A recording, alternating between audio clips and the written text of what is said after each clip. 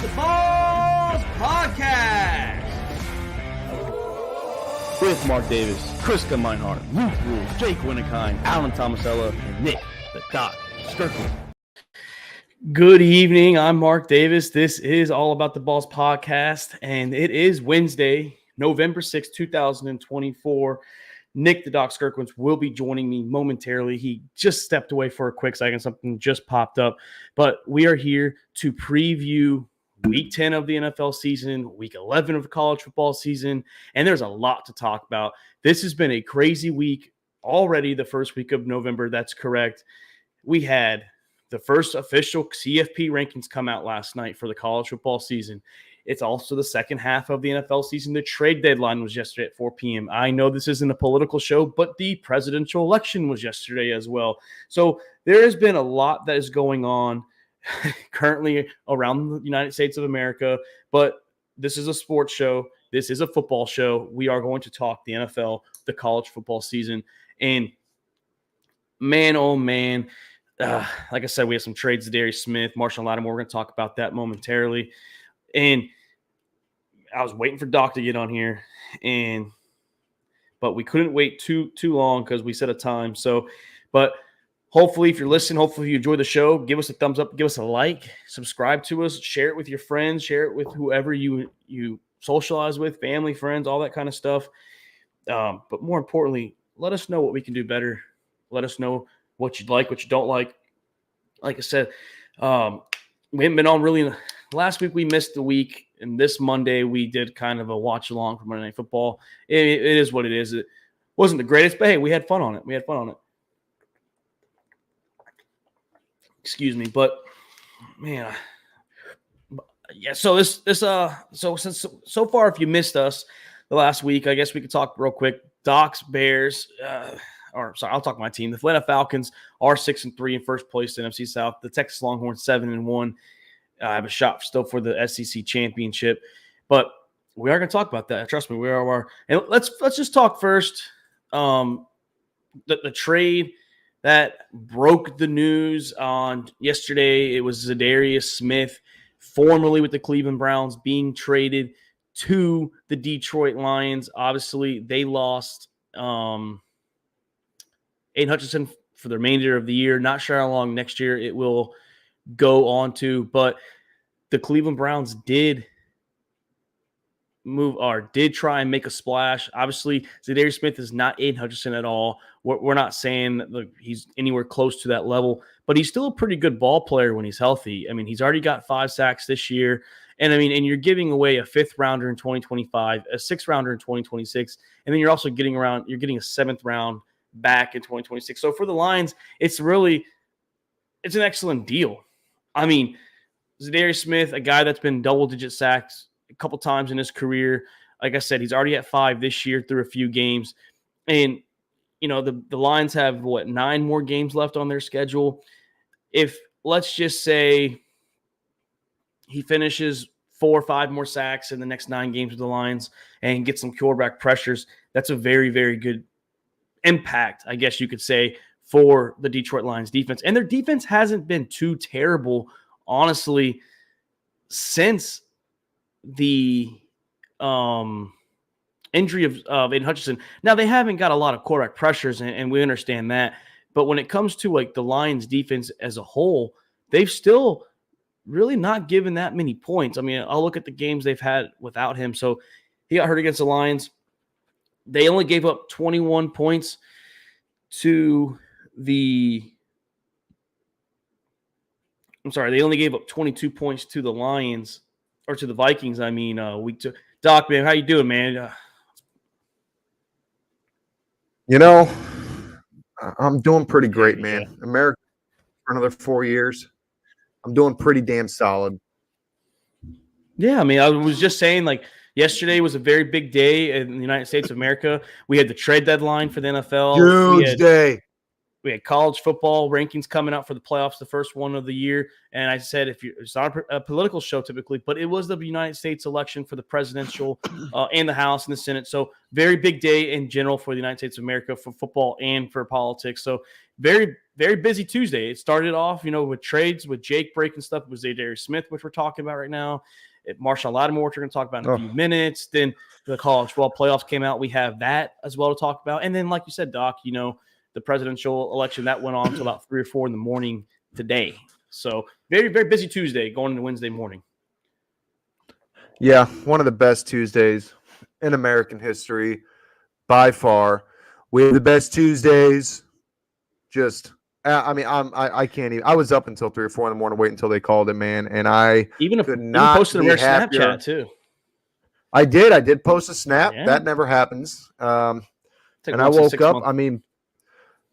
Birds were chirping, sun was shining, 80 degrees and warm. Just a great day to be in Trump's America, No, I agree, Doc. But right now we're talking Zadarius Smith. We're talking how the Detroit Lions gave up a 5th rounder in 2025, a 6th rounder in 2026. They get a 7th round back. So the question is, Doc, how do you like it for the Detroit Lions? It's a win. They gave up, what did you say, a 6th rounder? A 6th rounder in 2026, a 5th rounder in 2025. Yeah, it's a win. 6th round, a 5th rounder. 96% of the time you ain't getting shit out of the 5th and 6th round, so that's a win. And for the Lions, they are in their expectations is no longer make the playoffs, maybe win a game. It's win the Super Bowl. And that's crazy to say. I know. Can they keep the or capture the magic still? It is. It's a must-win team. The Niners are down at the moment. The Bucs are hurt. We don't know what the Falcons and Vikings are going to be. The Packers, we still don't know what they are. The Eagles, they're a question mark when it comes down to Nick Sirianni. So the Lions, Doc, I think, is he Aiden Hutchinson, Doc? No, he's not. He's not Aiden Hutchinson at all. But he's consistent. If he can get you in the next 9 games, 4 or 5 sacks, maybe some pressures, it's a win for Motor City. You really just need the pressure rate. That's what you're missing the most out of Aiden Hutchinson is, the sacks are great, but you really need the presence in the backfield on that quarterback, forcing them to make quick throws, forcing them to make bad decisions. That's going to open up the secondary for the defense to make turnovers, make plays, force bad throws that are going to go incomplete. That's what you need out of a guy right now on that front for Detroit. You need somebody that's just going to change the pace of the game for this defense. And two, I was saying, Doc, before you jumped on, I get it. They haven't had the pressure rates because Hutchinson's been hurt, but they gave up 22 defensive points to the Vikings the week after, 14 to the Titans, and 14 to the Packers. And that last touchdown on the Packers was kind of garbage time. So they've been getting off the field. They haven't hit the quarterback as much, but they're still playing good defense without Hutchinson. Yeah, and that's what's been surprising for me because I thought they were going to fall off. I thought Hutchinson was such a huge part of this defense, which he is. I'm not going to take that away from him, but I thought it was a lot more than what we're seeing. And the fact that this team has held it together in his absence is a testament. This team's here to play. Yeah, the secondary, like we said, that's what needed to shine, and they are shining at the moment. But, Doc, that wasn't the only big trade yesterday. Marshawn Lattimore, a former All-Pro for the New Orleans Saints in the 2017 draft class, is on his way out the door to the Washington Commanders, who gave up a 3rd rounder that they got for Johan Johnson from the Eagles and a 6th rounder that they got from the Saints earlier on. So they gave that pick right back. And I believe they got a 5th rounder with Marshawn Lattimore. So I think it's a win-win for both teams. You move off that cap. Now, the cap's pretty much, or the Commanders don't have to pay much this year, but 2 years, $36.5 million. The Commanders can afford that. They have a lot of cap, rookie contract deal for quarterback. The Saints move on they stop kicking the can down the road a little bit. I like what both teams are doing here. Love it for the Commanders, especially a team that might, like I said, fuck around and maybe play deep in the playoffs this year. Yeah, the Saints have got to finally break down and go into that rebuild mode. If Spencer Rattler is your guy, you've got the quarterback reset. It's time to start building the rest of the team and getting yourself on a road to where you want to go. I don't know if Spencer Rattler is a guy of the future. I know what the Saints want him to be. It's why they took him, but time's going to tell what they actually decide to do. But Saints are heading to rebuild mode, and we kind of seen this coming into it, right? Derek Carr was aging. We knew that there wasn't really a backup for him until they got Rattler, and then, like I said, we don't know where he's at. Michael Thomas, the cancer of New Orleans, is gone. Still talking, by the way. Yeah, right. And there's a lot of age around this team that New Orleans needs to shed, and a lot of that cap that they need to shed. Sad part is, Kamara is stuck for the next couple of years with his extension, and he's not going to see the light of day for contending with this team. But, you've got a young Olave.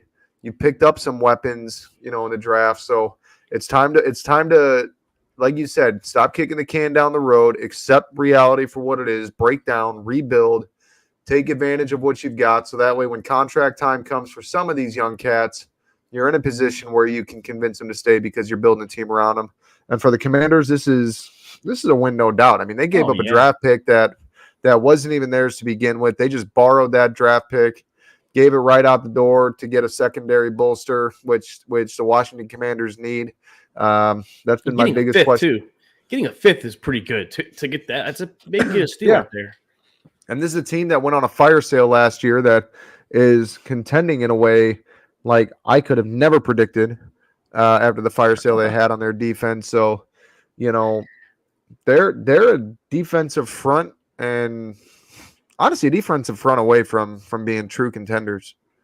Yeah, I mean, Dan Quinn, arguably, if you ask me, he's coach of the year. I get Jim Harbaugh is doing good too with the Chargers, but Dan Quinn being the second overall worst team in the league and now is 7-2, that's phenomenal. And I was telling Alan, Doc, that last year, because he's like, you kind of called us, Mark. I was like, well, I said the same thing about the Texans last year, right?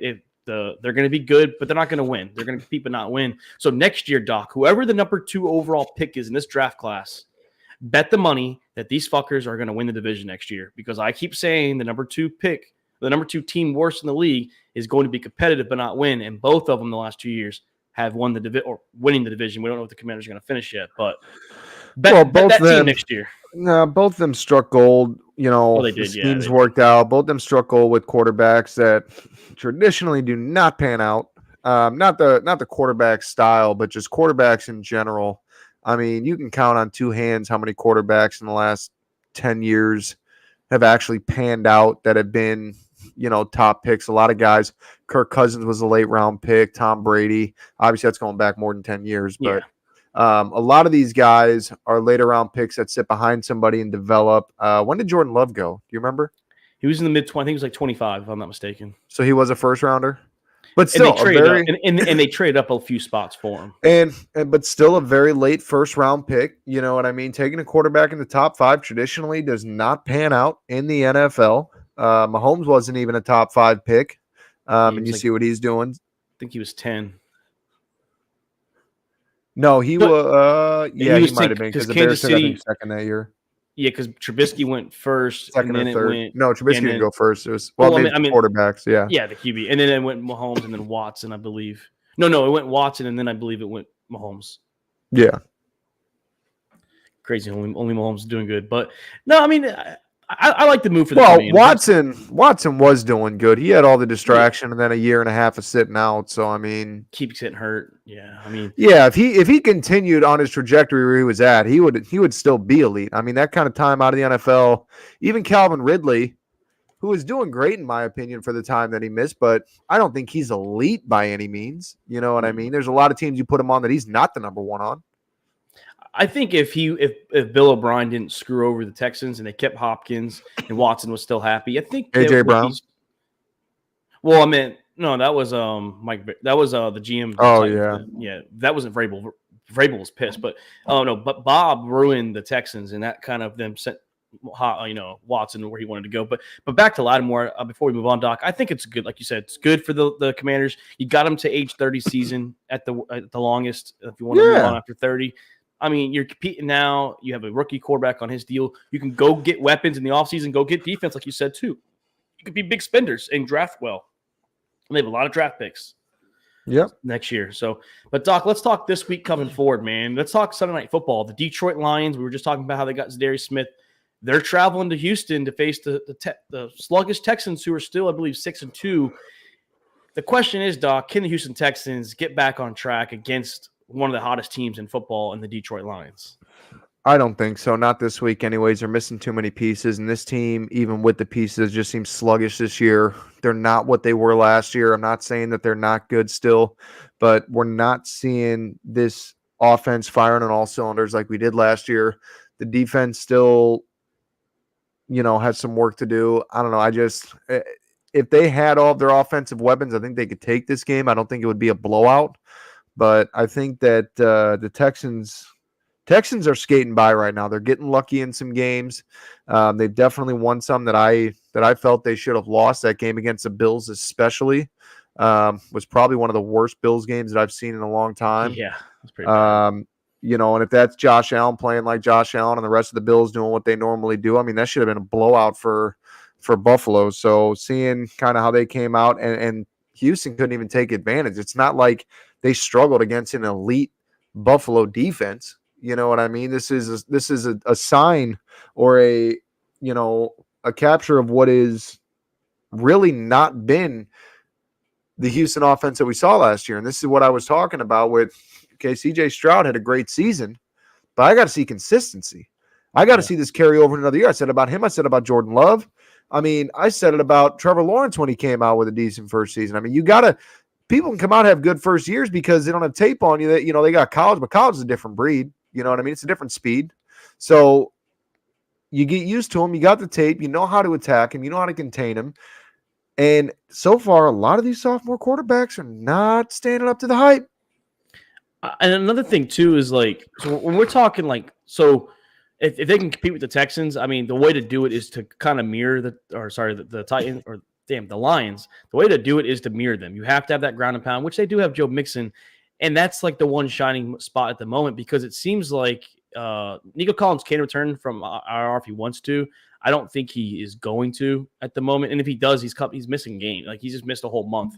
The thing with the Texans are it's Nico Collins. It was Stephon Diggs and Joe Mixon. Like Diggs is out for the year. Nico Collins is banged up. Don't know when he's coming back yet.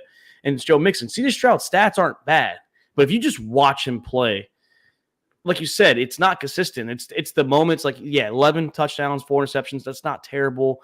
His completion percentage is pretty bad, and that's what I'm saying is if you watch him play, he's missing a lot of throws. He's shortened a lot. He's missing guys short. It looks like he's kind of timid still. He looks nervous. He's doing the old Trevor Lawrence. Well, the O-line is terrible. I will say Houston's O-line is pretty bad, but good quarterbacks, they can adapt. I mean, we give Joe Burrow shit, but it's the truth. He does have a horrible O-line most of his career, all of his career actually, and he finds ways to get it done at the quarterback position, and you have to do that. You're in year 2. You're supposed to progress. You had the weapons. I get it. Tank Dell's coming back from injury, and even he hasn't looked impressive coming back from his injury. I mean, I'm not even coming back, and I'm not even looking at CJ Stroud to put up powerhouse numbers like he did last year. But it's like you said, it's looking timid. It's making the short throws. It's not making the plays when you need to. It's missing the open guy. That's where you need to see that progression, and that's what the issue is. You can do all those things and not have phenomenal numbers over the course of the season. You know what I'm saying? But it's these building. Goff, I mean, Jared Goff has great numbers, high passing yards, but he's making the correct throws day in and day out. And that's exactly it. The guy's passing like 98% this year. Yeah, he's balling. You know what I'm saying? But he's making the right plays. He's setting Detroit up for success, moving the chains where he needs to. And we're not seeing that with Stroud. And these are the building moments that you expect to see from a sophomore quarterback. Okay, you came out last year, balled out, had a bunch of yards, good touchdowns, good movement. And now you're coming out and you're making fundamental mistakes or, mistakes on fundamental plays and kind of the easy situations. It's like, dude, you're not learning as an NFL quarterback. It's showing that you just got lucky that they didn't have tape on you. And you're lucky that the AFC South, the Colts, Titans, and Jaguars aren't that good. And yeah, you're lucky you're in a dumpster fire division. Arguably one of the, you can argue the NFC South, they're one of the top 2 least divisions, honestly, if you ask me. I get the NFC West, they don't have too many plus 500 teams, but I take the NFC West over the AFC South if you put them head to head. Oh, all day long. Oh, all day long. I think the Niners will get better too. We'll talk about them, make the picks. But another thing too, Doc, is this game, you can't sit there and make the mistakes against the Lions because Dan Campbell has got the boys and Ben Johnson on the offensive side playing at high level football. They are playing they have the 2. I know we like to joke with each other and argue who's better, Jameer, Montgomery, blah, blah. The point is they're both number 1s on any other team. They are both the number 1 running back. It's scary. Could you just imagine if Jameson Williams was good at hiding his drug use? I think he's back. I think he only missed a game or 2. If he had a 2 game. I don't know what he missed yet, but I don't know if he missed 1 or 2, but I know he had a 2-game suspension. But could you just imagine if he was good at hiding his PED use? Yeah, right. This team would be elite. But they're playing good, and they're getting. And the scary thing is they're getting Laporta more involved now. You know what I mean? Like, they're getting Laporta finally involved. They're getting guys like Al Robinson the ball and Tim Patrick. And, of course, St. Brown's a beast. You have Jahmyr Gibbs in Montgomery. And you have Jared Goff, like you said. I think he's like a 80-something completion percentage the last few weeks. The man's balling at quarterback. He's not going to win MVP because of the passing yards, but he's on that level. He looks good. And that's what makes him such a great quarterback is his ability to scan the field and find the open man. He's not just into a play like, all right, this is my red route on my Madden play. This is the guy that I'm going to. If it ain't there, I'm throwing away. I'm scrambling. I'm taking the sack like so many other quarterbacks do. This guy's in the pocket, standing up to the pressure, letting the play develop, scanning the field, finding the open man, and hitting him. And that completion percentage is a testament to that. Yeah. And honestly, it's not even like he's throwing a shit ton of checkdowns to the halfback. You know what I'm saying? He's not just hitting the guy out of the backfield. He's hitting the guy open. And it helps when you got an offensive line that can give you that protection. But for this guy to come out here in any situation, when you got a quarterback that can scan the field the way that he does and spread the love and get guys like Tim Patrick, of all people, on this receiving core opportunities, when you've got Williams, when you've got Laporta, when you've got two backs out of the backfield that can both make plays, when you've got, and Laporta, they didn't have to get Laporta involved. And that's another great testament to his abilities because you're not forcing the rock to people. No. Just to get him touches. Your only concern is who is open. Get open, I'll get you the ball. You know what I'm saying? If there's more than one, hey, it sucks. I'm going for the best calculated throw there. Shout out to you, Cam, too. And it's also good, too, Doc, because I get it. You guys all did it. I'm okay with the philosophy of, hey, if it's fourth down and they want to go for a couple yards out, hey, it's working. I get it if it doesn't work in the playoffs, but that's the way that they play football, and they're not changing the way that the style of football. And you mentioned, like, it's not just checkdowns. Look at the 4th and goal that they had on their first drive last week against the Green Bay Packers. It was a fade to the corner or to the halfway in the end zone on the sideline to Monron St. Brown. Tough throw, maybe a little slight push off. I don't know how he came down with that. Great throw, great catch, and that's what it is. Dan Campbell has the boys playing at all levels, and I don't know if Houston Texans, back to that, can keep up with them. You have to keep up. You can't just make a mistake and think the Texans or the Lions are going to play down to you. They're not playing down to their competition this year. They're playing like they are the best team in football, and that's what that's what I expected from them, at least coming into the season. I expect them to be that high of a team. But no, Doc, Sunday night's gonna be fun, man. It's gonna be a fun game. Another fun game, 1 p.m. The 6-2 Pittsburgh Steelers in first place. The 7-2 Washington Commanders in first place. Stop me if you would have had that before the season. But Russell Wilson, Jaden Daniels, Doc, what are you looking forward to in this game? I'm looking for Jaden Daniels to come out and continue to do what he does against good defenses. He had his great moments against the Bears defense, which I think is one of the more elite ones in the league.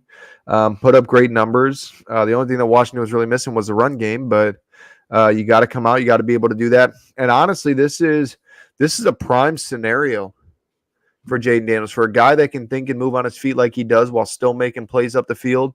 Pressure's going to come from both sides, but he can split right up the middle and still make big plays. You're going to have to really run the contain. It's going to be hard having guys like this Steelers front, trying to keep them in contain mode versus attacking the quarterback. And honestly, if you got TJ Watt trying to hold him back, you're ridiculous anyways. But all it takes is one small corner for Daniels to get around. It's going to open up the play and extend the drive. So, looking for Jaden Daniels to continue to do what he's doing. Looking for Russell Wilson to shit the bed because he's been playing way better than he should be. Playing way better than he should be. I'm looking for him to come back down to earth. But I think the only way that Pittsburgh stays in this game is that defense, but I don't think it's going to be enough to stand up to Washington. I agree with you, Doc. That's the one thing I was going to say I'm looking forward to the most is the offensive line for the Commanders and the young quarterback, because this is probably one of Jaden Daniels' toughest matchups. Yes, he played the Bears defense. No disrespect towards Montez. And didn't dominate him, by the way. No, he played good, but he played good. His numbers were better than what the game showed, but the Commanders' offense did not dominate the Bears defense. But I will say, and this is no disrespect towards Montez Sweat, but he's not playing this is the toughest defensive end pass rusher he's ever going to face this year, and maybe in his career, TJ Watt, and a no slouch on the other side, Alex Highsmith. So, like you said, you have two pass rushers coming at him. You have Patrick Queen, who's all over the field still. I mean, you have Cam Hayward out there. Can the O-line and can the inexperience, not because he's got some experience now, but the inexperience of Jaden Daniels adjust to this game speed quicker. And also, I want to see the Commanders defense because the Commanders defense has been playing good ball since that Ravens game. I mean, you look at what they've done the last 3 games. They gave up, after the 30 points to the Ravens, 7 to the Panthers. Okay, it's the Panthers, but still 15 to the Bears and then 22 to the Commanders division rival. Their defense has played a little better as of late. So I want to see how they can do against, like you said, a better Russell Wilson, who's been playing pretty good. Najee Harris has been playing pretty good as well, too, the last 3 games. He's been heating up. Yeah, it's going to be interesting to see what happens, but I don't think the Steelers are going to have enough to stand up to it. I think that the offense, I think, is going to make some plays. I think, it's going to kind of be close in the beginning. Washington's going to start firing. I think that the Steelers are going to start to make that late pass game, trying to bring it back. I don't think this game is going to be a blowout by any means, but I don't think the Steelers stand a chance. I mean, you're going to see what we'll all feel, but I don't know, man. I think that the Pittsburgh offense, George Pickens is playing good. I don't know if we're going to see Mike Williams this week. They did trade for him. They also got Preston Smith, pass rusher, out of the Green Bay Packers, so that's another pass rusher they added. So the Steelers were a little bit of a buyers on the trade deadline. Pat Fryermuth's been playing a little better too. So I don't know, man. I think this is one of the more exciting games. It sucks that it's a 1:00 game. I mean, I wish it would be maybe the 4:00 games. The Cowboys and Eagles game is going to pretty much suck now, but it is what it is. And Doc, tomorrow night, I think the week kicks off with a pretty good bang. The Cincinnati Bengals, the Baltimore Ravens, a rematch of Week 5 when it went down to overtime. Joe Burrow did throw an interception late that game in the regulation that gave the Ravens a chance, and then the coach went conservative. They tried that long field goal. And then the Ravens were, rallied off that big run behind Derrick Henry. Doc, what do you think about the Bengals, who's 4-5, still in this playoff hunt, and the Baltimore Ravens, who's trying to compete in the AFC North? Yeah, I want to take the Bengals in this one. I think I had them splitting on my stuff to open the season. But honestly, the last game, I don't know. I think the Ravens come out better prepared than they did. I think that they expect more out of the Bengals. That changes the way they come at them defensively. Lamar's going to do what Lamar's going to do. The Ravens offense is going to do what it does. It's going to put up some points. I think Joe Burrow can. But I don't know. I think he had a very good game against the Ravens in that first one. I think the Ravens are just going to be better prepared and that, they're going to keep him held down just a little bit more. And T. Higgins is not probably playing, which definitely hurts too, because you need both. I believe you need both playmakers. You need Jamar. You need T. Higgins at the same time. Yeah, Cam, I was saying the same time you were texting that T. Higgins not playing, that hurts the Ravens. He was part of that electric game they had the first time in the jungle, and I mean he had a crazy game. So him not playing, it puts more pressure on Jamar Chase and Joe Burrow. Not sure if Jermaine Burton's going to start playing. I know he's been gambling at the casino instead of playing football, and then the other guy, I can't pronounce his last name, starts with AI. I think it's Andres Izalavas or whatever. Iosovas or something. That's the guy. Yeah, I'm waiting for him to break out. They did get Khalil Herbert from the Bears. He's been breaking out. He said a couple good games, but he kind of gets quiet and then. But for like a 4th string receiver, I mean, yeah. And honestly, Khalil Herbert is a non-issue. Okay, you've got your starter Zach Moss, and then you've got Chase Brown, who's taken over the number 1 role. Khalil Herbert is a fucking non-starter. Moss is hurt. That's why they went for Herbert. Yeah, Frank. Well, Ravens have been pretty good this year in shootout games. A lot of their games have been shootouts because the defense. This is arguably the worst defense I've seen the Ravens have in a long time. They can't stop the pass. Now they're good at hitting the quarterback. They're good at sacking the quarterback. But if they can't sack him or hit him, that quarterback lights them up. I just don't think, Frank, without T. Higgins, the Bengals can compete. That's the problem. I think the Ravens' offense is too electric. Behind, in my opinion, the top 2 MVP candidates. If you ask me, it should be Lamar and Derrick Henry. I don't care which order you have them in. They're the top 2 players on offense this year. And the Bengals. Either way, running backs winning the MVP with that. Well, Lamar is playing good quarterback. He is throwing the ball good this year. I give him that. He's playing phenomenal this time around. I think this is kind of mirroring his first MVP, not his second one. I think this is kind of like resembling the 2019 year. Obviously, didn't have Derrick Henry, but Derrick Henry too, Doc. Leading rusher, averaged 6 yards a carry. So I don't know if the Bengals can keep up with that. I just don't think they can. Well, Derrick Henry is exactly who we knew he was. Derrick Henry was just getting written out of the playbook in Tennessee. Derrick Henry was getting underutilized.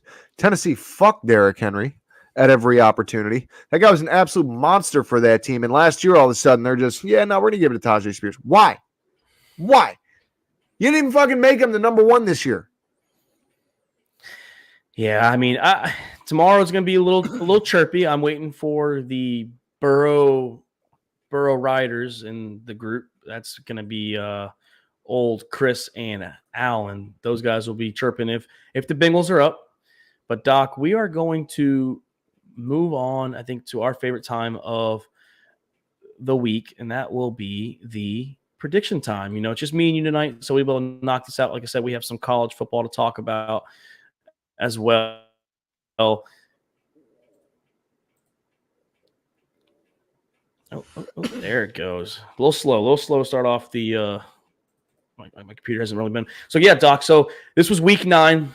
We didn't get to do a week 9 predictions, but if you look at week 9, myself and you, we took the week 12-3, Luke 11-4 with Chris, Jake, and Alan, but all 10-5. So good records for everyone on the show. And then against the spread, myself and Luke were 9-6, and then the rest of y'all were all 8-7. So,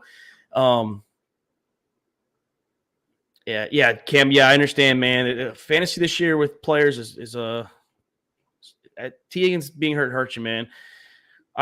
Frank, I don't think the Ravens are going to have to put up 30 with the Bengals, all their injuries. But the yearly records, Doc, I just can't catch you because every time I finally start to catch some ground, we start tying or you get one back. So you're 5 ahead of me and Jake. And then Luke is 10 back of you. Alan and Chris are competing for last place. And against the spread, you've kind of had a couple bad weeks, Doc. So Jake's caught you there. I'm somewhat behind a little bit. And then Alan, Luke are tied. And then Chris is, reeling up that. He's reeling up the rear pretty big time. Chris was done week 2. Yeah, he really was. But hey, we were just talking about the game. So first game on the docket, Doc, is going to be the Cincinnati Bengals, who are 5-4. I'm sorry, 4-5, coming off of a blowout win against the Raiders, traveling to the bank to face the 6-3 Baltimore Ravens. Ravens are 5.5-point favorite, Doc. Yeah, this one for me, I don't think it's going to be. I know when you and I talked on the phone earlier, and I gave my prediction. I don't know if it's going to be quite like the overtime shootout, but I think that, I said the Ravens come out better prepared against this defense or against this Cincinnati offense, but I think the Bengals still have what it takes to make it happen and keep this one close. So I'm taking the Ravens, but I got the Bengals covering. Yeah, I just think the Ravens are just going to kind of maybe first half will be close, but I think that they run away with this in the second half. I think just too much Derrick Henry. That's when he starts to heat up.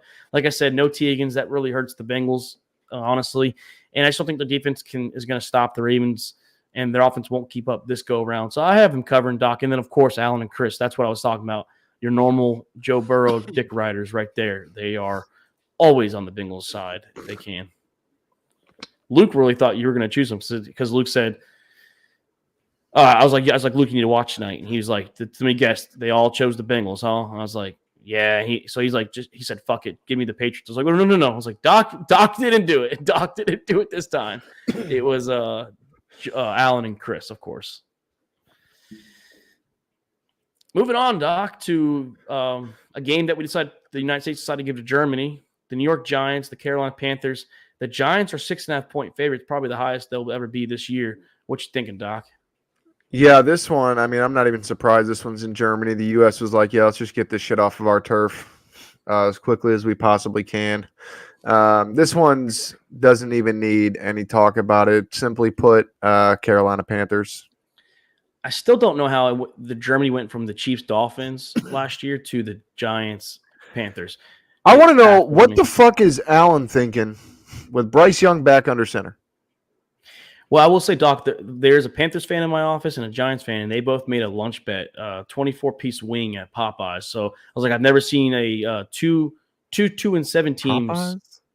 They're big lemon pepper guys because Popeyes right down the street. So this game might start. Hey, Cam, that's actually a good one. Here you said, Doc. This game might start World War III. Yeah, Germany going riot after this one. 3-0 at the half.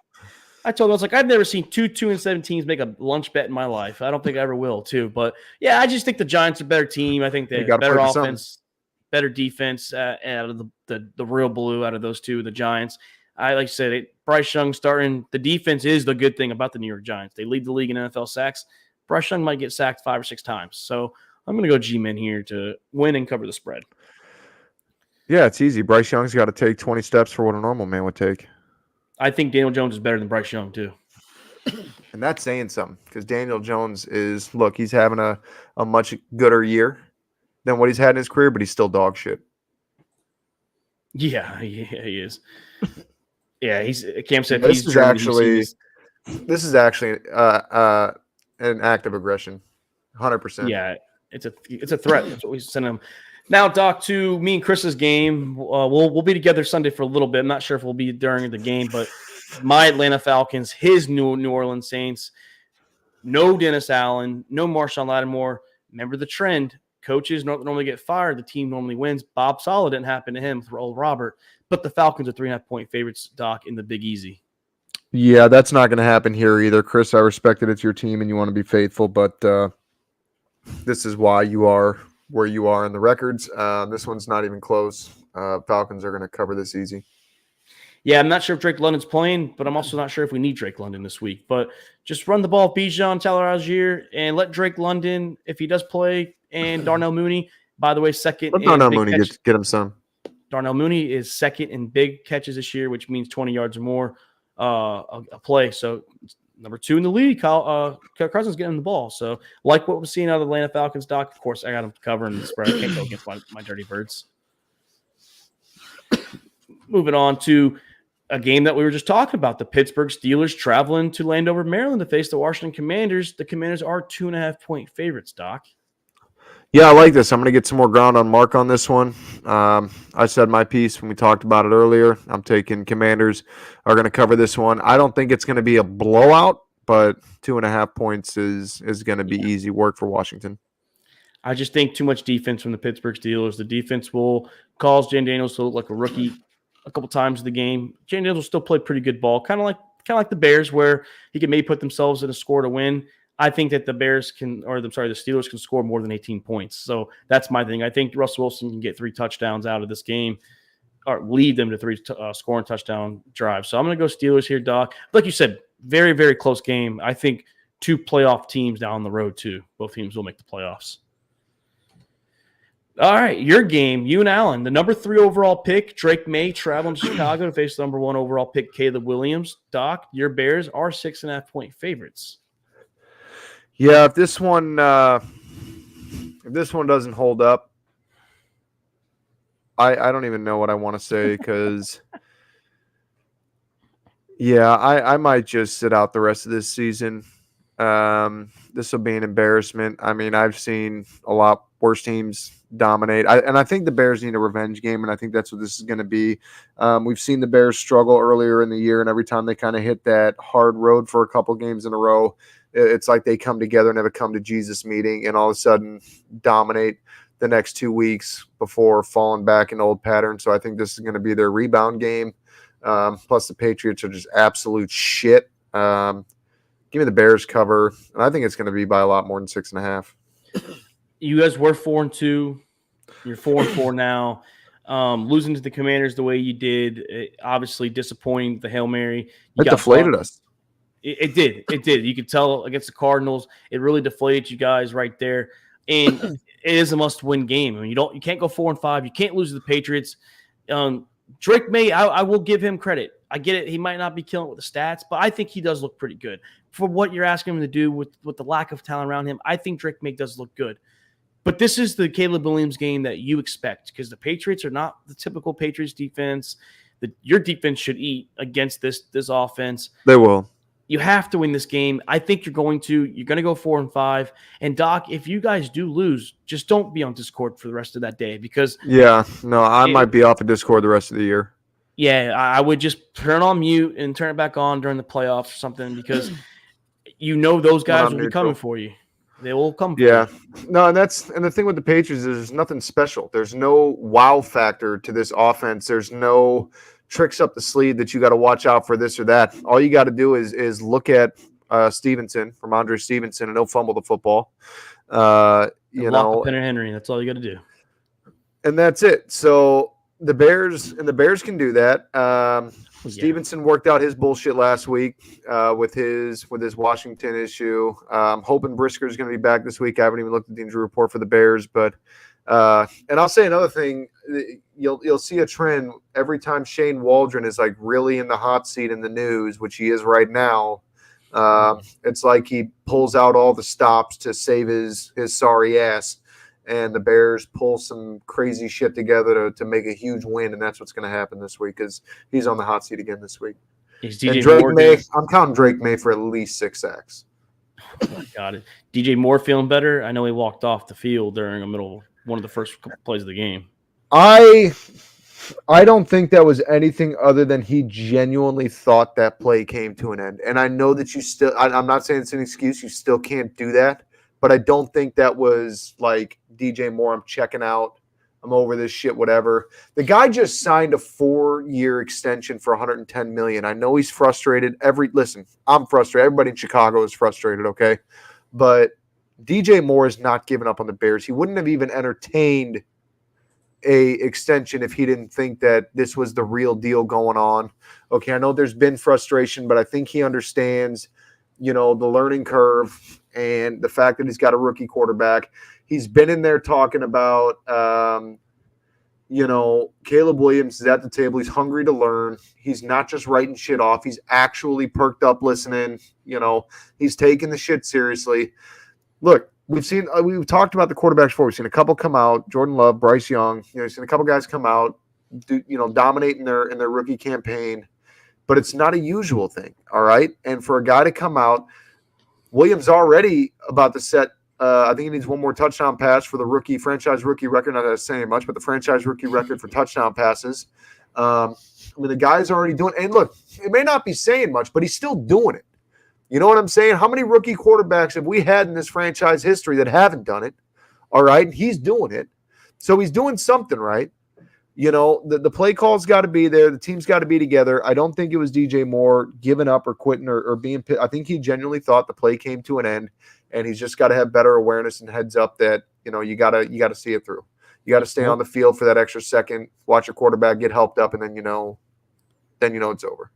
We'll see if this week there's a third player in 3 weeks that happens too. So, Doc, this game, we'll make it quick. The Buffalo Bills traveling to Indianapolis to face the Colts. Clip that shit, Cam. It's happening. Bills are 3.5-point favorites. Yeah, I'm going to take the Bills covering this one. It was a tough call to make because Anthony Richardson is out for the year. He's getting benched. And let me go ahead and just take my moment to say, motherfuckers, I told y'all. I want to see everybody that was defending Anthony Richardson in the chat. I want to see y'all come out and tell me some shit now because I told y'all he was dog shit. He been dog shit, ain't going to be shit, and now his ass on the bench. Anthony Richardson is not a good quarterback. His combine don't mean shit. It didn't relate to anything that mattered to being a quarterback in the NFL. Give me the Bills covering this one easy. Sorry, Joe. This was aggressive. You're the starting quarterback this week. This had nothing on you. I'm going to go with Joshy Poo as usual. I'm going Buffalo Bills, Josh Allen, my favorite player in the NFL to watch. I'm going to go the Bills to cover this, win by 4 points. I don't think Keon Coleman. Hopefully Mark Cooper's back. I still think with both of them out, they can still win this game. Give me the Bills here. Moving on to the Minnesota Vikings traveling to Duval County to face the Jacksonville Jaguars. Vikings are 3.5-point favorites. Duval County. You know what? I was going to say something. I'm going to hold off on it because I'll probably trigger a lot of people with what I got to say. It is an absolute dumpster fire in Jacksonville. Trevor Lawrence is lost. This team is lost. Their best receiver, in my opinion, right now is Evan Ingram. Actually, Brian Thomas Jr. having a pretty good campaign, but ETN is getting underutilized. I don't know what Peterson came out last year talking about Tank Bigsby is going to get a increased role. Now, we didn't see that in the beginning of the year, and now it's like he's trying to use this as a way to save face, to rejuvenate the offense. And honestly, all you're doing is taking the ball out of the hands of the one guy that can make plays happen for this offense. You're literally just driving your team further into the ground. Jacksonville just continues to be in their rebuild mode like they have been since, 2019, 2020 was it? Well, they had one good year in 2022 when they made the playoffs, and and then came back to earth a little bit last year. Yeah, Jacksonville needs to go into rebuild mode. Trevor Lawrence is what I've been saying he is for years. I'm not convinced that Sam Darnold is elite in Minnesota, but Minnesota actually has a lot of weapons, and that defense have been playing lights out. Give me the Vikings covering. Yeah, like you said, the Jaguars, man. I think if the Eagles would have just finished that game off with a blowout, I think Doug might have been fired the same week as Dennis Allen. And I will say that the Jaguars, I'm not a big Trevor Lawrence guy. But with the weeks he actually is playing decent the last couple weeks, but then his receivers suck, the offensive line sucks, but then there's obviously weeks he sucks. So it's like you just don't know which Jacksonville Jaguars and which Trevor Lawrence you're ever going to get. And this is not the team or the defense to figure that out against, because the Vikings, they're a really good defense. They honestly are. And I think that the Skull Nation here, I think they can easily take this. They can easily win by 4 points. Like you said, Doc, a lot of weapons there. Aaron Jones, Justin Jefferson, TJ Hawkinson's back. So I'll go Vikings. I'm not going to – TJ Hawkinson coming off a big injury. I'm not going to say shit until I see some – Oh, yeah. We've seen guys come back from injuries like that and not perform, like Aaron Rodgers. So – but he was moving pretty well against the Colts. He just didn't get a lot of targets, but he was moving pretty well. So that's good signs. That's all I'm saying. Hopefully down the road, that's when they'll start using them more. But, Doc, the Denver Broncos, the Kansas City Chiefs in Arrowhead, the Chiefs are 7.5-point favorites. I really wanted to go against the spread on this one with the Chiefs winning. But I think Bo Nix is going to get a real dose of reality with Kansas City this week. This is going to be like his welcome to the NFL moment. I don't think he's really experienced that quite yet. So I think he's going to come up against an elite quarterback that's going to dominate his team's defense. I think he's going to come out and play against a tough Kansas City defense and really kind of struggle throughout the game, especially in Arrowhead, which is notoriously one of the most difficult places to play with the way that stadium was built and the way the sound travels around the bowl in that stadium. So give me the Chiefs covering, no problem. Now, he did play the Steelers week 2. It was 13-6. He had a very poor game. Two interceptions, no touchdowns. So, yeah, like obviously he had experience. Well, you're talking he played against a no-offense team, though. You know what I'm saying? Oh, yeah. They lost 13-6. Like, that's how bad it was. Now, right. Well, I think that this is going to be a defensive slugfest. I think that's going to be – you might get a couple touchdowns in this game, but I wouldn't be surprised if the scores like 16-10, 19-13, Chiefs win the game. That's why obviously I have the Chiefs I have them winning, but not covering the spread. I think just too much defense on both sides. Broncos play pretty good defense for the most part. And the Chiefs, you just don't know which offense you're going to get. Are you going to get that explosive this week? Are you going to get the non-explosive this week? So they had an explosive one in the rain against the Bucs. I think the Broncos just stiffen them a little bit. But the Chiefs win. They just don't cover the spread. Just like I said, too much defense, both sides of the ball, or both teams, you can say. All right, man. Christian McCaffrey might return this game, Doc. The San Francisco 49ers, the Tampa Bay Buccaneers. The Niners are 5.5-point favorites in the Bay of Tampa. Yeah, this one's tough. Is it too late to change my spot?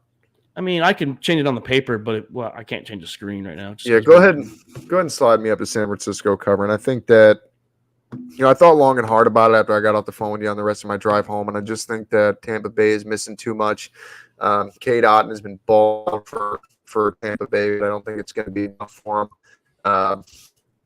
San Francisco, as weak as they've been this year, they are making strides, very, very small ones. We're talking like Bryce Young size strides, but they are playing better, in my opinion. And if CMC does come back this week, he's going to be in a very limited role, especially because, San Francisco still has options in the running game that they can use without risking McCaffrey. So I don't think that CMC is going to be a huge starter or like a huge contribution in this game, but I think that San Francisco does come out and they cover the spread. Yeah, I'm going to ride with the Niners here, Doc. I know there's been a lot of memes floating around with Nick Bosa because Donald Trump won the presidency. He might have 4 or 5 sacks every game now. So he's a big Trump guy. Trump just did win the election. He's been fired up. I expect him. He's just been distracted this whole time, dude. Now he's ready to go. he's been campaigning for his man. But no, all jokes aside, I think that Nick Bosa, like not just because of that, I think Nick Bosa is due for a 2 or 3 sack game here. The Bucs offense, yeah, I get it. They're slinging the ball still with the receivers hurt, but the Niners have a good pass rush. They have Nick Bosa. They have other guys like I'm drawing a blank now. The linebacker. Jesus Christ. I'm drawing a blank with the Niners' best players on defense. What the fuck? Green, right? Green something? No, great. They have. God, I'm so disappointed in myself that I just forgot the 49ers linebacker. But They got hurt last year, right?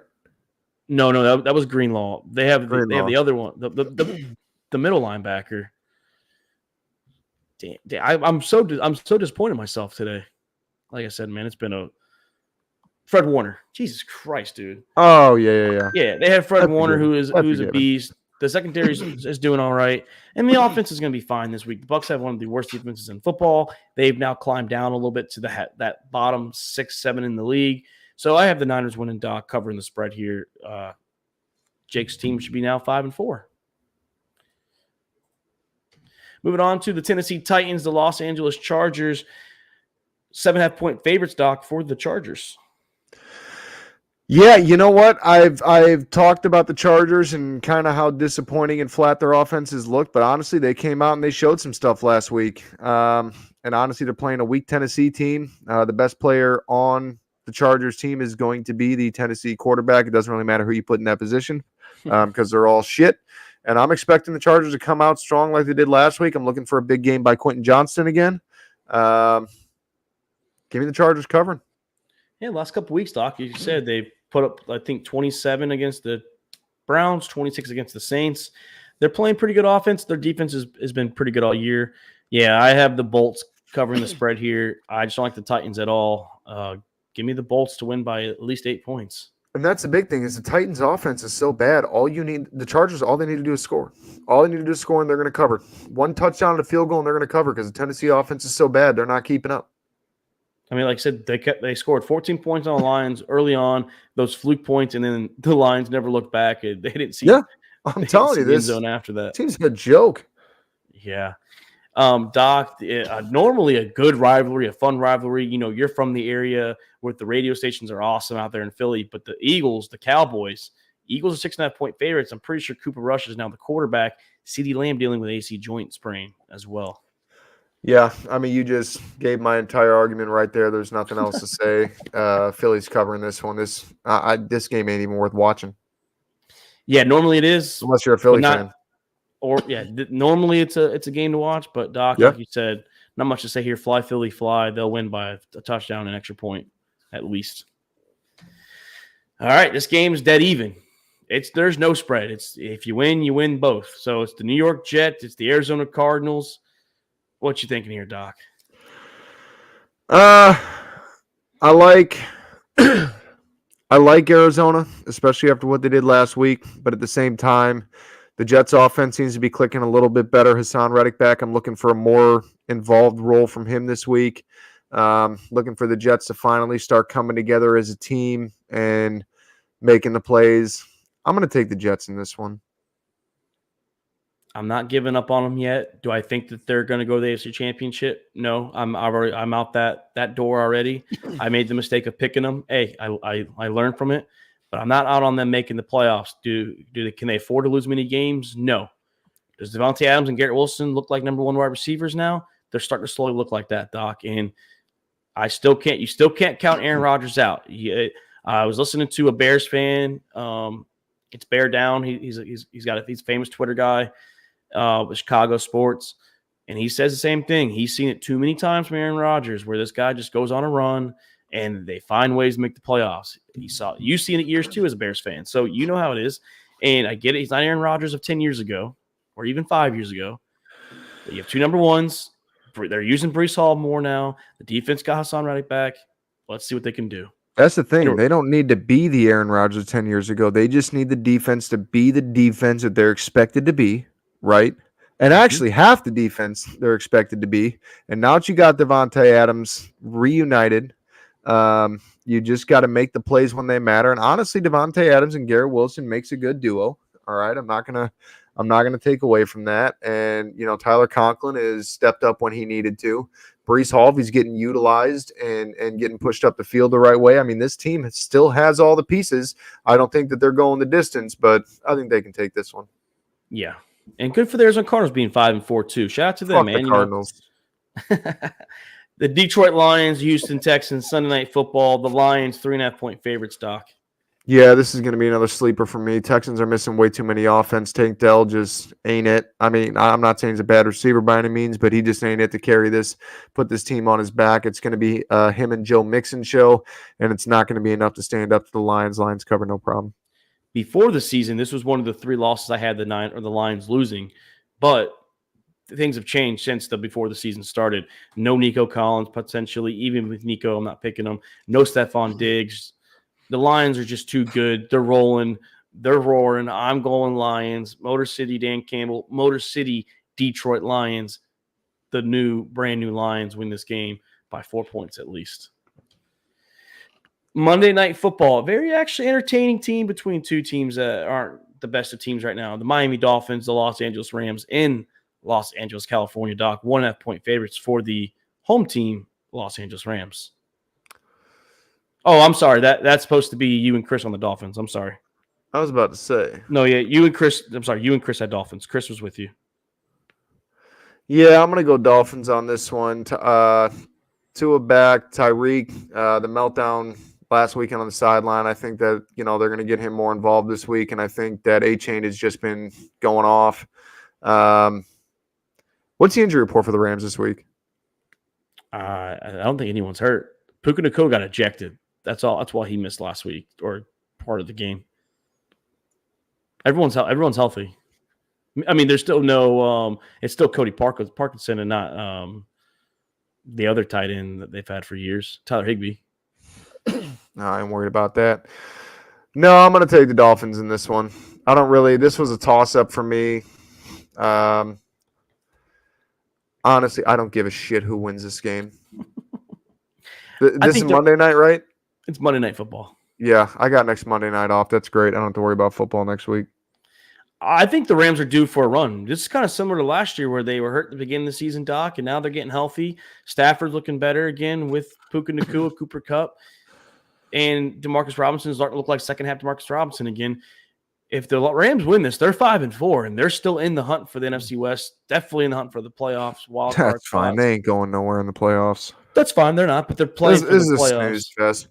Let me break down the rest of their seasons for you. Okay, Rams might make the playoffs. They're going to get blown out in the first game. Tua may or may not live to see the end of the season if somebody bumps into him. So this game is whatever. Well, you can see Rookie of the Year candidate at the moment, favorite on the defensive side too. Jared Verse, he's playing good ball for the Rams. So that's your Rams defense been coming through.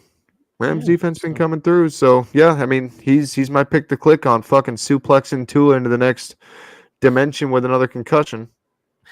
But Doc, that right there is our predictions this week. And another thing, speaking of now we're moving on to College Nation time because we had some big stuff happen yesterday, right? We had the first 12-man playoff bracket to get revealed, and I'm going, Doc, to present to you a screen right here. So this will show what they are in the bracket, right? So I will go over it with you, Doc. So right here you have the Oregon Ducks right there.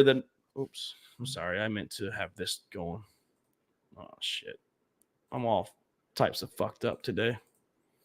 All right, Doc. So, yeah, right here, as you see on the bottom, you're going to see it scrolling, right? But this is the playoff bracket, what it would look like right now. So, right now, you have the number one team in the nation, the Oregon. Oh, shit. This is all messed up. Fucking amateur hour. Well, it looked like it was right. Whatever. I'll say it. So, it's all good. Fuck it. Yeah, it's all good. So, right here, you see on the bottom, First right? one. So you have the Oregon Ducks, number 1, the Ohio State Buckeyes, number 2, the Georgia Bulldogs, number 3, Miami Hurricanes 4, Texas 5, Penn State 6, Tennessee 7, Indiana 8, number 9, BYU, number 10, Notre Dame, number 11, Alabama, number 12, Boise State. So what I was going to try and say, Doc, real quick was So obviously, not every team in here is where they're going to be at in the playoff bracket. So, for example, the playoff bracket, it would be Oregon 1. Ohio State goes to 5. They have to fall down a few spots because of Miami and BYU coming up. So then you would have Georgia number 2, Miami number 3, BYU 4. Then this is the problem is now this is where the voting is going to come in because, like, some people don't believe Texas should be number 6. Penn State should be number 7 because of strength of schedule. Like, guys like Indiana should maybe jump them a little bit or whatever. So do you have an issue with the way any of the rankings, at least the first 12, are playing out so far? And Boise State, by the way, did not kick anyone out. They were the number 12 team off the jump. That's big. Yeah, I don't really – I mean – it's too early for me to really say I have any issue with it. I think it's pretty much in line for a first CFP poll for the year. I think it's pretty accurate where it stands. This is where, now that we've got that idea of who's actually being viewed as playoff teams, this is where now teams are going to start to get scrutinized on their level of play and how they're stacking up to unranked opponents, lower-ranked opponents. The cupcake games that they're expected to win, right? You're talking Georgia, Kentucky type games. You may win that game, but it may be by a field goal late kind of scenario. So this is where teams are going to really start to differentiate themselves and where those types of games are going to start to matter a whole lot more. And I think that they were taken into consideration in this, selection. But, as we continue to progress through the season, this is where it's all going to come down to this now. If you want to be here, you got to prove that you deserve to be here, because with NIL and the balance of power that we've seen across, the NC2A this year. So, it's going to be fun to watch. I'm excited. I'm not going to lie. I mean, the rankings are kind of what they are. Now, the chairman came on yesterday and said, like, why they had, obviously, Ohio State was ahead of Georgia because, yes, Georgia did beat number 1 Texas. At the time, they were number 1. Now they're number 5. Ohio State lost to, at the time, was number 3 Oregon. Now number 1 Oregon by 1 point.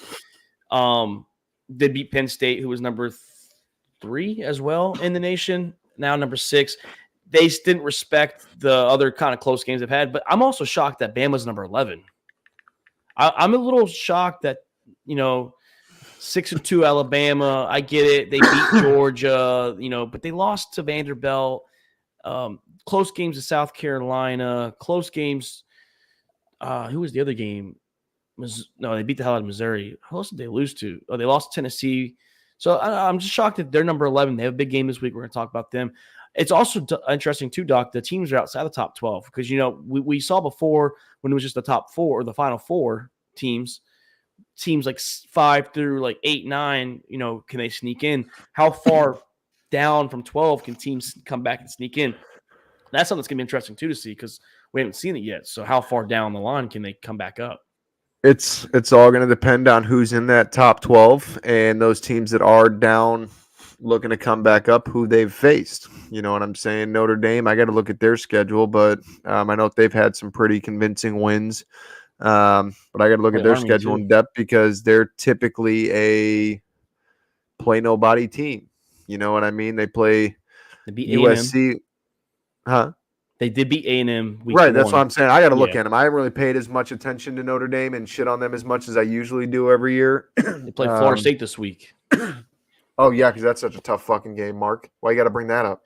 By the way, Willie Taggart Taggart never went 1-7 as a Florida State. Willie Taggart is a sack of dog shit, Mark. Don't ever bring that name up to me. He's dead. Chris said the last year he never had a chance to. I'm assuming he got fired before he had a chance to go 1-7. Yeah, he did. He was on his way. But no, I mean, it's going to depend on those teams that, feel like they deserve a spot. Who are you playing? What have you done? There's so much to consider with it. So we got to see the next couple 2-3 weeks play out and see, because we're in the height of conference play right now. There's so many teams that are sitting here talking about, well, we're here, we should be in the polls, whatever. And like, dude, you're getting into the toughest part of your schedule. Let's see how you fare. Prove that you deserve to be here, and we'll see. Boise State's a great example. Who's Boise State played? They played Oregon, lost by a few points. Okay, who else? Yeah, exactly. You know what I'm saying? So there's and I know they're the number 5 conference, right? Well, they're Mountain West, so Yeah, they're the fifth conference because Pac-2 can't get one. So they're going to be vying against all the other ones, teams like Army that may have played better strength of schedule. You know, there's so much to consider with it. I got to see the next couple of weeks play. And honestly, because we can sit here and talk about this and deliberate all day long, but honestly, there's going to be so much shakeup in the next couple of weeks. I mean, it's almost we got to let it pan out. Army does play the Fighting Irish, I think, in a week or two. They play at Yankee Stadium, so that will be a big game for both teams. They're going to get humbled. Like teams like they were saying, like they're like I was listening to them drop it yesterday, and they're like, yeah, BYU should be mad because like they're behind Texas, and I was like, bro, they're going to be the 4th seed regardless. Like they could be number 10 right now. Like they're 4 because they're the 4th conference winner. They're not ahead of Miami, so like they're going to be 4 regardless. If they're not in front of Texas or Penn State or Tennessee, they're still going to be ahead of them and then get a first round bye because they're going to win their conference. I don't know why anybody thinks BYU is deserving to be in front of Texas, but because the strength of schedule and they're actually their strength of schedule is not even harder. Actually, it's actually like 10 or 15 lower than us. I know that's why I'm. But are you a fan of the teams that are 5 through 8 hosting a first round game? You like that? Like how it's a first round home game for the teams? Yeah, it should be. It should be. I mean, unless you do it in a way where it's the where it's a bowl game where you have a set location and stadium and all that stuff. Yeah, let them host it. Fuck it. Because who cares? Some of these matchups would be interesting. Like you would have Ohio State beat Boise State, Texas, Bama, Tennessee.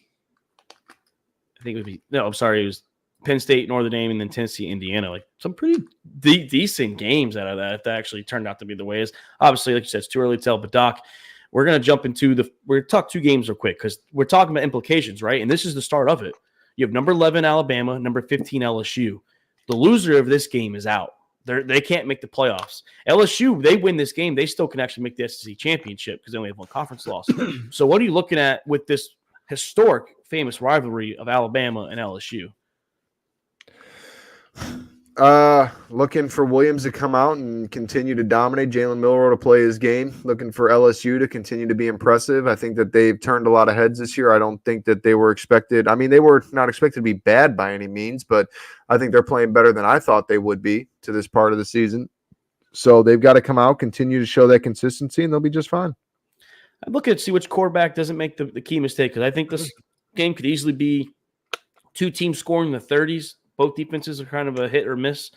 And which offense doesn't give the other quarterback another chance to thrive? Nussmeier struggled against A&M in that department. Bama, when they lose, their quarterback makes mistakes. So I don't know, man. It's just which quarterback can light up the other one better. And like you said, like I said, the loser of this is out. So this is a must-win game. And if LSU wins, they can still make the only way LSU is going to go is if they win the SEC championship. It's the only way they can make it. I'm gonna ride my boy Chris here, and I'm gonna hope for LSU. Is this a 7:30 game? It is a night game in Death Valley. Yeah, that's a tough spot to play, but Alabama knows that. I mean, they've been, they're used to playing those tough games at home as well. So it's gonna be an entertaining game. This is gonna be probably my game of the week to watch because there's so much on the line. It is College Game Day. It's College Game Day's location. I'm rooting for LSU. I would love for LSU to win out, Georgia to lose at least one, so I can get Texas LSU in the SEC championship so that we avoid Georgia and we don't have to potentially lose that game again, and maybe they might knock us out. I don't know if they would or not, but I'm playing for the underdogs to play in this SEC championship. I think LSU's better. I really do. I had LSU winning this game before the season started. When we were talking about who's going to make the teams or the records, I had LSU actually winning this game to knock Alabama out. Doc, another big SEC game, number 3 Georgia, number 16 Ole Miss. Same thing. Well, Georgia can lose and still make it. Ole Miss, they have to win. Can Ole Miss pull off the upset in Mississippi against the Bulldogs? No. Ole Miss has shown a lot of overrated this season. They came out real hot to start, and they've just been nothing but a disappointment recently. Georgia, I think, got this one in the bag without a contention. Yeah, even when Carson Beck struggles, I mean, they still find ways to win. It seems like Florida had them on the ropes. We had them on the ropes on defense. And I don't think that Ole Miss is strong enough because their offense looks weak at times, and I just don't know if they're going to be able to keep up with Georgia's high-power offense. I think Georgia's defense, they step up this game. That's what they're known to do in these big games. They did it against Texas. They showed true when their offense started struggling against the Gators that they start to clamp down. I think Georgia wins this, knocks Ole Miss out of the playoffs. I think Georgia's going to win this game. Yeah. And then last topic, Doc, the Heisman Trophy. There's been a lot of speculation now. It's, Ashton Jeanty has kind of fallen out as the favorite. And then it looks like Travis Hunter is favorite have him. I think Cam Ward. I think even Dylan Gabriel. Dylan Gabriel having a year. So do you think it's fair that Ashton Jeanty has fallen down in the favorite in the rankings? Yeah, absolutely. I mean, he's had a hell of a year, but if you look at his recent games, they're not stacking up to where they were to open up the season. I'm talking about a guy that might be in here, breaking records, shattering Deion Sanders, all this stuff. And really, his last couple of weeks, the averages are down. What was it? Last week, he started out on like 15 for 31 yards before breaking out in the second half, or on his last 16 carries. He's not performing at the level that he was to start the season, which is expected because he was putting up insane numbers. I don't think it's like a testament to who he is as a player. I think that, again, as you get into conference, people got more tape on you, they're ready for it. But I think it's absolutely fair that he's moving down because he's not maintaining what got him up there to begin with. I mean, I get that, but still, like after that 217, he had 128 on 3.9 and then 149 and 1.8, but he still had 3 touchdowns in those 2 games combined. I mean, I get it, like why he's falling down. It's still hard though. But you can be the running back that gets 3 carries for 4 yards and 3 touchdowns. You know what I'm saying? Like the touchdowns are a big deal. I'm not taking away from that, but it's not the sole thing that matters. What you're looking at is the fact that his first 5 or 6 games of the year, he was averaging over 10 yards a carry. And like you said, 3.9, 4.8. Last week I know is not impressive. He's declining. And that's when you decline, when your numbers decline, you're going to decline in the Heisman. Especially when guys like Cam Ward and Travis Hunter and Dylan Gabriel are still thriving. Like continuing to get better. Yeah, continue or at least maintain what they've been doing. Like I know me and Chris, we were arguing about this the other day or yesterday. I give Travis Hunter 17th in receiving yards, but he's doing that as being the number 1 corner that's playing every down on the other side of the ball. So like I'm not expecting to be like top 3 in receiving yards because of how much energy he's putting on the defensive end. Cam Ward is, I mean, if you ask me, if it's not Jeanty, it's Cam Ward. I think Cam Ward's having a hell of a campaign, and the NCAA is obviously, writing his narrative or following his narrative. So he's just making the correct throws. He's making the right reads, and that's what you want. He's making the right plays at the right time for reviews to, and referee calls to give him the game. So, but no, Doc, that was the episode this week, man. It was just me and you. We had some. I thought it was pretty good. I can't wait to get Luke back here. Luke's gonna be back next week. He's been off for a couple weeks. I'm actually gonna see Luke and Chris. We miss you, Luke. We miss you, Luke. We're gonna be in Tennessee together. Fuck the Ravens, but we miss you. You've been very actually not even fuck the Ravens. Fuck Lamar, but we miss you. You've been very quiet on the Ravens this year and Lamar. I have. Lamar been playing well, and I've been giving him some credit for Luke. Yeah, it's hard to hate on him right now, but yeah, I will be with Luke and Chris this weekend. We'll be in Gatlinburg and Pigeon Forge for the weekend, so I will have a good time with the boys. We're gonna catch some moonshine places. We're gonna hit some bars. We're gonna probably do an escape room hammer drunk. I think this is one of the plans. And then do a drunk.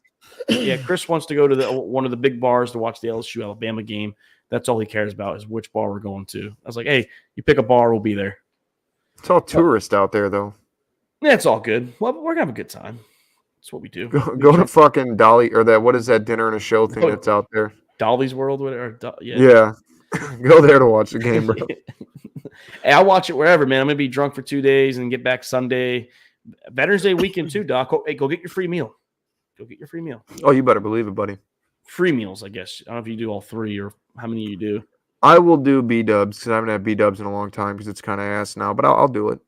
I'll do it. I usually get my 2 and I eat 1 and I take 1 for lunch the next day. I usually do 3. I usually do breakfast, lunch, and dinner. Well, I meant two orders from B-dubs. Oh, okay. But we usually do like something for breakfast. Well, actually, we do if you count getting your coupon from Texas Roadhouse, we do 3 It's or still 4. a coupon. Yeah, I haven't been there in a couple of years for it. No, wings. I actually got B-dubs today, and every time I get B-dub wings, they fuck me up. Like about within an hour of eating them, because they're no good. It's all everything else processed there. now. Everything else I eat there, like a burger or like a wrap, like a chicken wrap, it's good. Yeah. That doesn't mess me up, but it's just the wings. So, but Doc, no, we can't wait. We're gonna be talking obviously all weekend about this football weekend, starting to get electric now. You're on the second half of all the sports. Basketball started. I know Jake's been talking about it today. Hockey, your other sport. You know how the Blackhawks looking? They looking pretty good. A lot better than I thought they would. Not quite there. I think we need a new head coach, but they're surprising. Okay. Saw Connor McDavid's coming back earlier than expected from his injury.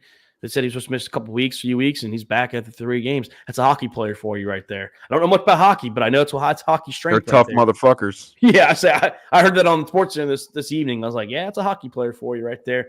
Oh, Connor McDavid. But no, Doc, we'll be back here Tuesday night to recap the weekend that we just had. Obviously, look at the college ball rankings, the second official one, see where we're going at with that. But I'm Mark Davis. You're Nick the Doc Skirkwin. Shout out to the rest of the boys. Shout out to everyone that listened tonight and that's going to listen after we stop recording. Have a good weekend and happy Veterans Day to all the veterans. We are out.